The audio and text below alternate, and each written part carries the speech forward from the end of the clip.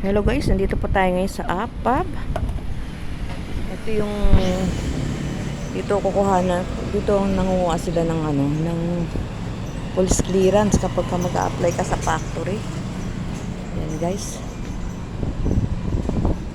Kaya dito sa Maribeles hindi po basta-basta na mga pagtatrabaho ka. Kailangan talaga makomplete mo na ang requirements bago ka makapasok sa loob ng zone area. Dito po kami ngayon. At nasa waiting area kami ngayon ng kuhanan ng police clearance guys sa APAB. Kaya waiting po ako dito sa aking habidabidab. Dahil ko po siya ng police clearance. Dito karamihan talaga dito mga factory workers guys. Kaya masarap naman at maganda naman trabaho dito siyempre.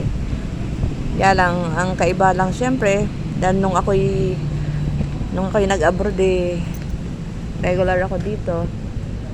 Kaya lang, siyempre dahil sa ayaw ko ng ting umaga, naghaharurutan sa pagmomotorcycle dahil gamit ko ay single motor. Umiiwas po ako sa mga disgrasya dahil puro sa mabilisang mga motor ride. Mga riders talaga pagpipingkian kapag hindi nag-iingat. Kaya na abroad ako dahil sa ganyang reason.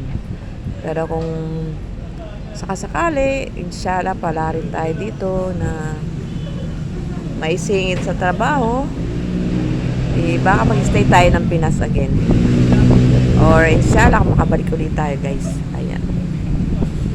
Maraming salamat guys sa mga pag-watch nyo dyan.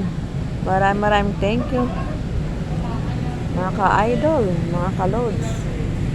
Thank you and Merry Christmas. Advance.